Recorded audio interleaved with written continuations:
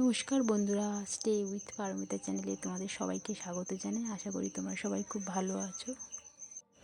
আর আমি এখন যাচ্ছি মহাপ্রভুর মন্দিরে। তো এই মন্দিরটা বারুইপুর রাসমাটের কাছাকাছি বলতে পারো। আর এখানে এখন কয়েকদিন এরকম জাঁকজমক করে তো ঠাকুরের নাম গান হবে। তো এমনিতে এই মহাপ্রভুর মন্দিরে নাম সংকীর্তন দিবানিশি হয়। তো তো এখানে এখন 4-5 দিন জাঁকজমক করে নাম সংকীর্তন হবে। আর তোমাদের সঙ্গে আর একটা কথা শেয়ার করতে খুব ইচ্ছা করছে যে আমাদের এখানে স্বয়ং মহাপ্রভুদেবের চরণধুলি পড়েছে। আর এই জায়গাটার নাম হলো আটিসারা গ্রাম। তো যখন থেকে মহাপ্রভুর চরণধুলি এখানে পড়েছে তারপর থেকে এই জায়গার নাম হয় মহাপ্রভুতলা। আর দেখো, আমরা মন্দিরের সামনেও পৌঁছে গেলাম। আর এমনিতে এখানে প্রতিদিন বহু ভক্তের সমাগমও হয়। আর এখানে যারা বাসিন্দা তাদের মুখ থেকেই শোনা যে এখানে যখন মহাপ্রভু এসেছিলেন তখন এখানে খড়ের তৈরি মন্দির ছিল। আর তারপর থেকেই ধীরে ধীরে এই রকম মন্দির গড়ে ওঠে। আর এই মন্দিরে যে আসে সেও শান্তি অনুভব করে। আর এমনিতে আমরা সকলেই জানি যে মন্দির মানেই শান্তির জায়গা। আর দেখো, এই মন্দিরের চারিদিকটা কত সুন্দর। শ্রীকৃষ্ণের বাল্যলীলার চিত্র এখানে ফুটিয়ে তোলা হয়েছে। কত সুন্দর মন্দিরটা। আর এইদিকে প্রভু গৌর আর নিতাইকে দেখো, যেন জীবন্ত দুই ভাই দাঁড়িয়ে রয়েছে। আর এই জায়গাটাতে দিনে রাতে সবসময় হরিনাম হয়। আর এখন বাজে সন্ধ্যে 5:30। তো দেখো কত ভক্তবৃন্দ এসছে গৌরাঙ্গকে দেখার জন্য।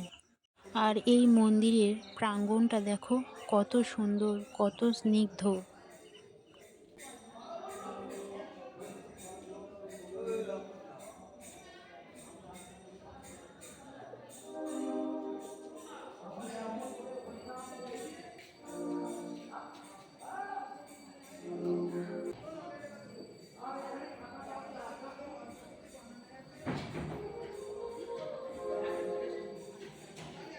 তো কয়েকদিন ধরে এখানে নাম সংকীর্তন হচ্ছে, তো আমরা সেইখানেই যাচ্ছি। আর এই উনুনগুলো দেখছো, তো এখানে ভোগ রান্না হবে। আর কদিন বাদে এখানে প্রসাদ বিতরণের ব্যবস্থাও করা হয়েছে। তো বছরের এই একটা দিনে হাজার হাজার ভক্তবৃন্দ আসে প্রসাদ গ্রহণ করতে।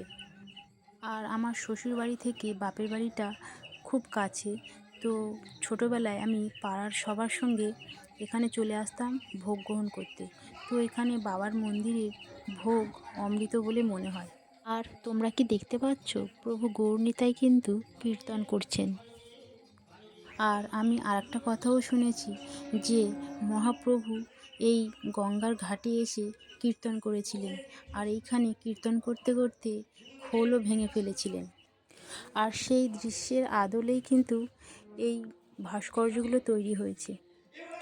আর এই মন্দিরের কাজ কিন্তু এখনও সম্পূর্ণ হয়নি। তো দেখতে পাচ্ছ এখনও কিন্তু কাজ চলছে। আর শুনেছি এখানে বৃন্দাবনের আদলে বৃন্দাবন তৈরি করা হবে। তো কত সুন্দর তখন দেখতে লাগবে। আর সত্যি কথা বলতে কি, আমার হরিনাম শুনতে খুবই ভালো লাগে। তো আমি চলে এলাম এখানে। অনেক লোক যেতে গান দেখা যাচ্ছে, তারপরে সব লোক। আচ্ছা, সব লোক যদি আমরা যাই এই শরীর নিয়ে, তাহলে সবাই লাগবে, তাই না? তাহলে সময় দিলে হবে না। তাহলে যাবো কি করে? মনে মনে মনে চলে যাবো। আপনারা এখানে বৃন্দাবনে যাননি? গিয়েছেন তো? আর মিষ্টি বাড়ি যাওয়ার জন্য বায়না করছিল, তাই ওকে নিয়ে চলে এলাম। যেহেতু মন্দিরের কাছে বাজার রয়েছে, তাই আমি ঠাকুরের জন্য থালা গ্লাস কিনলাম। আর এদিকে আসনগুলো এত সুন্দর দেখতে লাগছিল যে আসনগুলো নিয়ে চলে এলাম। আর আসছিল 1 জানুয়ারি 2025। তো এই বছরের প্রথম দিন আমার খুব ভালো কাটলো। আর আমাদের বাড়িতে যেহেতু গোপাল রয়েছে, তো মিষ্টি শুধু দোকানে গিয়ে বলছিল যে সোয়েটার নিতে। তো আমি দেখো গোপালের জন্য একটা ছোট্ট সোয়েটারও নিলাম।